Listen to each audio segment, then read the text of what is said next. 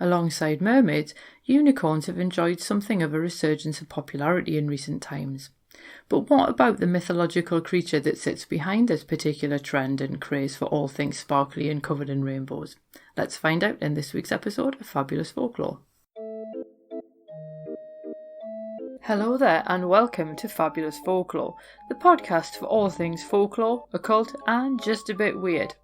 I'm your host, Icy Sedgwick, blogger, fantasy author and your guide into these rather mysterious realms. I've got some rare things to show you, so come on in, take a look around, but be careful not to touch anything.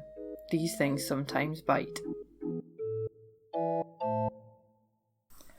Well, hello there and welcome back to Fabulous Folklore with me, your host, Icy Sedgwick. I do hope that you're well and that whatever you're doing and wherever you are indeed safe, particularly in these current times of ours.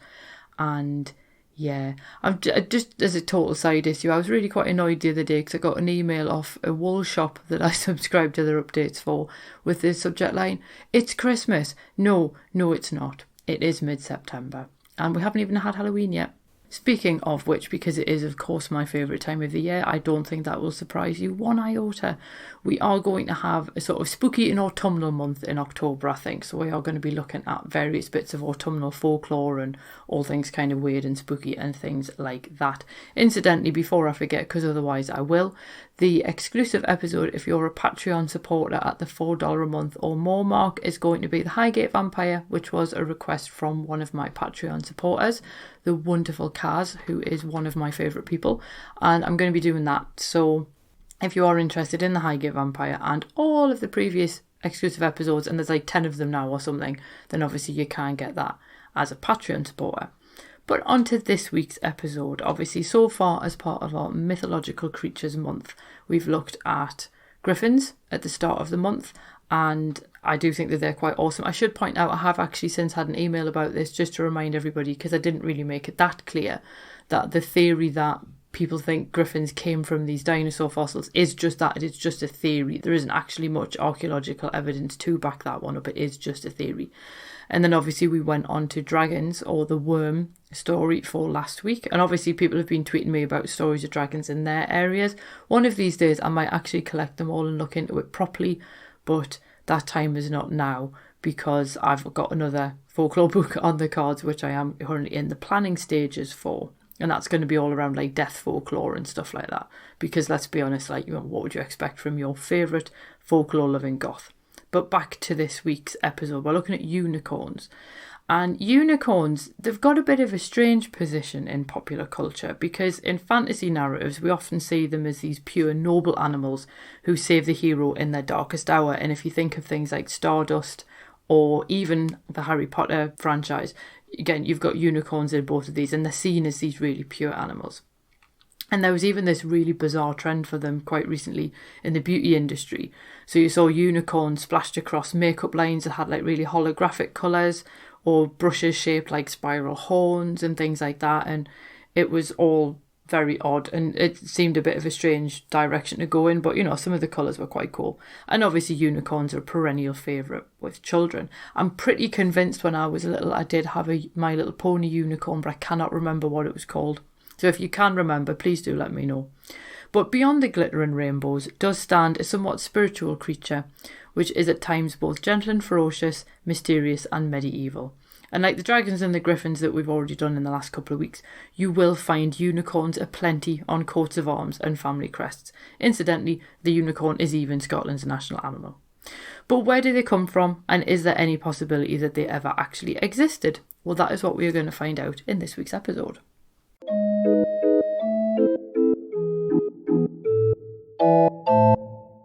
Now, we have to go back to around about 398 BC to find the first real records of unicorns. And this was courtesy of the Greek physician Ctesias. I'm probably pronouncing that wrong, but it's because I've never actually heard it said aloud. Now, he was writing about these while he was based in Persia, although his tales were actually about the unicorns of India. Now, we do need to pay attention to the fact that he'd never actually been to India himself. He was gathering tales from travellers who had been to India. And he also wrote about dog-headed men and griffins as well. And as Chris Laverts points out, the tales are so fantastical, we have two options in believing them or not believing them. And that is the case that he's either a fantastical liar or he was just writing down the stories that people were telling him, which could make him just gullible instead. Now, Tessias tells us that the unicorn has a white body, a dark red head, dark blue eyes, and a white, crimson and black horn, which is a little bit of a strange combination of things to put together, but there you go. And for Elmer G. Sir, this description can actually be equated to a solar eclipse, with its black shadow, white corona and red bits that kind of stick out. And this could explain why the unicorn then got associated with the moon, if it was actually more of a metaphorical way of describing the eclipse. He does also see the moon's association with the virgin goddess Artemis as explaining the unicorn's preference for virgins, but we'll come back to that bit later on. Now, the Persians, the Greeks and Pliny the Elder all argued for the existence of the unicorn in India, but Julius Caesar actually then decided it lived in Celtic forests instead. Now, Pliny the Elder described the unicorn as having the body of a horse, the head of a stag, the feet of an elephant, the tail of a boar, and a 3-foot long black horn. And I do think that if you saw one of those kind of things, it would kind of stick in your mind. Now, Matt Simon notes that an Indian rhinoceros also has feet and tail to match this description, so you do have to wonder, was the original prototype unicorn actually a rhinoceros? But of course, when we move into the 12th century, the bestiaries all ditch Pliny's hybrid model, and they then describe the unicorn as being very small, and they kind of put the size of it as being around about that of a goat's kid, which is obviously a lot smaller. And this description clearly didn't stick, because that's not the description that we work from now, basically. And a famous example of Middle Ages weaving essentially gives us the prototype for what we think of a unicorn now, and that's the unicorn tapestries.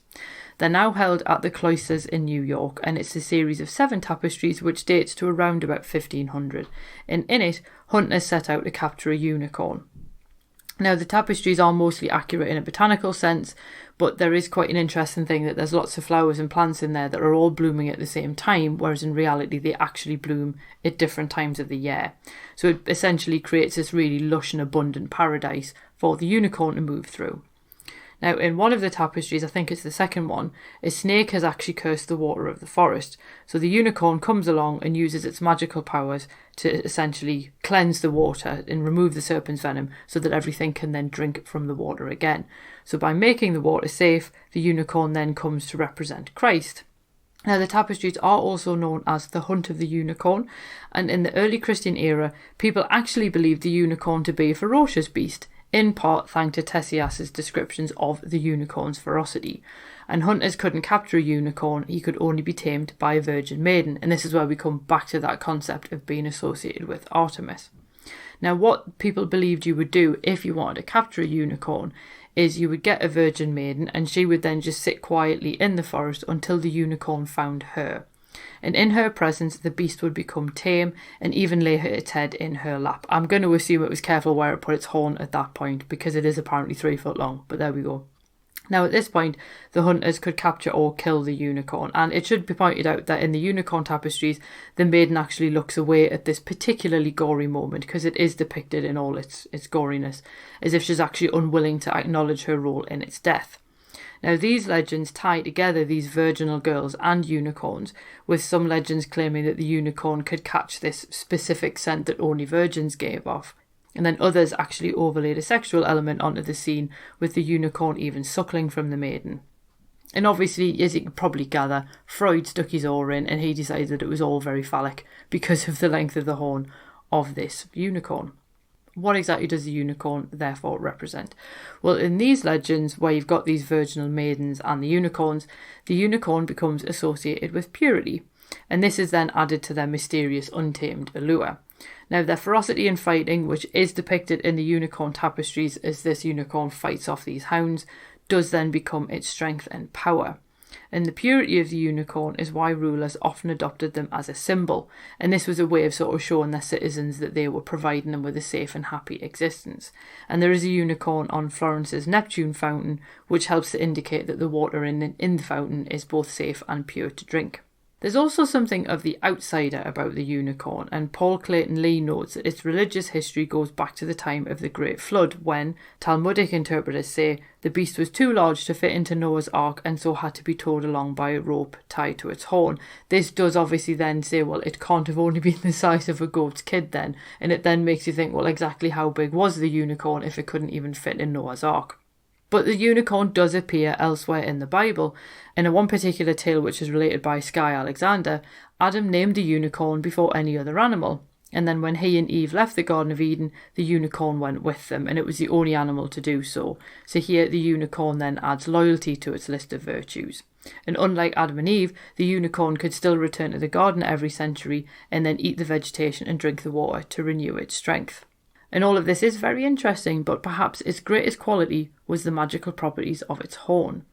Now, people believe that the horn could purify liquids, which goes back to that tapestry where it's purifying the water in the forest, and the purified liquid could cure anyone who'd been poisoned. Some people in the medieval era actually thought you could detect poison with a unicorn horn. So I guess between that and a griffin's egg, you're probably doing quite well. Now, scholars also believe that this magical liquid made with unicorn horn could actually cure epilepsy, which was a condition that Joan El Casador of Aragon suffered from. And this particular king loved hunting, but he was also really interested in things like astrology and alchemy, and he was desperate to own a unicorn's horn. And scholars have indicated his interest in possessing a horn as being somewhat symptomatic of his flightiness as a monarch. But at the same time, Michael A. Ryan explains that it also shows an attempt to exercise his authority because he was completely willing to throw the might of the state behind this desire to own a unicorn horn. And let's be honest, in the medieval era, the fantastic or monstrous didn't really seem quite as far away as it does now. But when you think about it, his epilepsy would mean that his quest for the horn doesn't actually seem quite so outlandish, particularly if it's supposed to cure epilepsy. And the Count of Armagnac actually sent a piece of unicorn horn to Joan, or at least claimed it was unicorn horn. So what he did was he then poisoned 2 dogs and touched one of them with the horn. And according to reports, the dog that wasn't touched with the horn died, while the one that was touched with the horn lived. And Joan then allegedly went on to cure subjects who'd been poisoned. And he did also send bits of unicorn horn to other people as well. So there's this peculiar trade going on in the Middle Ages of people sending these bits of horn to each other saying that they're from unicorns. And to be honest, even Nicholas Culpeper advocated for the medicinal powers of unicorn horn, and he claimed that it would provoke urine, restore vitality, and even help bring about a birth. Now, Carolyn Turgeon, who notes all of this, also points out that the Worshipful Society of Apothecaries, which was founded in 1617, features 2 unicorns on its crest. And surprisingly, many apothecaries actually sold what they claimed was powdered unicorn horn. And let's be honest, it clearly wasn't. Now, some horns did come from narwhals, but others may have come from other antlered animals, such as the oryx. But it wasn't just the horn that apparently had healing properties. Hildegard of Bingen also believed that you could mix unicorn liver with egg yolks to cure leprosy, unless God didn't want the leper to be cured, so that's one hell of a get out of jail free card if you decide, hang on, this leper hasn't been cured by my unicorn liver. Well, God clearly didn't want him to be. It's fascinating the way that works. But Hildegard also believed that you could wear a belt of unicorn hide which would save yourself from pestilence. So who knows what animals were used as stand-ins for their liver and hide. So this does bring us to the big question. Did unicorns actually exist? And let's be honest, when you think about a lot of the mythological creatures, the unicorn kind of is, in a lot of ways, I think, the most likely to have actually been based on a real animal. It is essentially a horse, which we do know exists, with a horn, which we do know exist. So it's not necessarily that outlandish to put the 2 together. And an article on beliefnet.com actually explains you can find the word unicorn in the King James version of the Bible 9 times. Now, that doesn't necessarily mean that the unicorn actually exists, and this is why. Because later translations actually refer instead to a wild ox, because nobody really knows what the original Hebrew word actually referred to. Some people thought it was a wild ox or an auroch, and Matt Simon suggests again the oryx, which would make sense since people sold their antlers as unicorn horns. But if you think about the wild ox or the aurochs, both of which I think are extinct now, the Greeks had never seen them. So they then translated this Hebrew term to monokeros, or one-horned, and then that then became unicornis in the Latin translation of the Bible. So by the time we then get to the King James Version, which, let's be honest, there are other things in there which aren't necessarily correct, the translators just made up the word unicorn, and apparently they also made up the word baptism. Now, following this line of thinking, it means that unicorns really did exist, just not as we think of them, because it all came down to this mistranslation. Now, some wonder if the unicorn did once actually exist, but was then hunted to extinction for its horn. And let's be honest, humans have hunted other species to extinction, so it is possible. But Benjamin Radford notes that it was the exploration of the globe during the Enlightenment which led to a waning belief in unicorns. Because after all, if you keep visiting new countries and still don't find one, you are going to start doubting its existence eventually. But there is another explanation. Tiffany Sharples relates the case of a one-horned deer in Florence in 2008, and it was actually nicknamed Unicorn. And here, a genetic mutation caused the deer's single antler. So could animals with similar abnormalities have added to the unicorn legend over the centuries? Nowadays, they're beloved by the spiritual and New Age communities, with some practitioners providing meditations to help you contact unicorn spirit guides, while others believe that unicorns exist on a different plane and we just can't see them because we don't vibrate in the same way that they do. So when we're pure enough and we believe hard enough, we'll see them again. So I want to know, what do you think? Are unicorns extinct animals, or are they purely mythological and never actually existed in any tangible sense as we know them? Do feel free to let me know, because I do always like to discuss the contents of these episodes with people to see what other people think and how other people view the topics, because that's always quite cool. So anyway, I hope you enjoyed that. Next week we're going to be having a look at a little bit more of a grab bag, because I've decided rather than trying to find plenty of stuff about one particular creature, we're going to have a look at a few. So we're going to kind of round it out with like a little bit of a zoological trek through some mythological creatures like the manticore and the chimera. And I dare say I'll probably pop the phoenix in there as well, because somebody did ask for the phoenix, but there's not really a huge amount about them that would be, enough to sustain a whole episode. But I'll pop them in there instead. And then we'll go on to autumnal and spooky things in October. So that's all I really need to pass on. Remember, I am doing my talk on spiritualism tonight. So if you're listening to this on September the 19th, on Saturday, the day this goes out, I am doing a talk at 8 p.m. British time with the Folklore podcast about spiritualism, talking to the dead, spirit photography, all that kind of weird and wonderful stuff. So if you are interested in kind of seances and the supernatural and Sir Arthur Conan Doyle as well, then please do feel free to grab a ticket for that as well. I will put the link in the show notes below, so you can come and grab one if you like. If you're listening to this after the September the 19th, it is still available to buy as a replay, so that's cool. So in other words, I hope you have a marvellous week ahead, whatever it is that you're doing. I hope that you all stay safe and well. And I'll see you next week. So until then, cheerio. Thank you for listening to this week's episode. I hope that you enjoyed it. If you did, feel free to subscribe using whichever podcast app it is that you prefer. If you do use iTunes, if you could leave me a review, that would be fab. Basically, it just means iTunes are more likely to recommend this to other people. And if you're interested in more folklore, please feel free to swing by my blog, which is www.icsedgwick.com, and that's Sedgwick spelled Sedgwick. And you can find all of the links, images, and other bits and pieces that hopefully you enjoy. So have an absolutely fab week ahead, and I'll see you soon. Cheerio.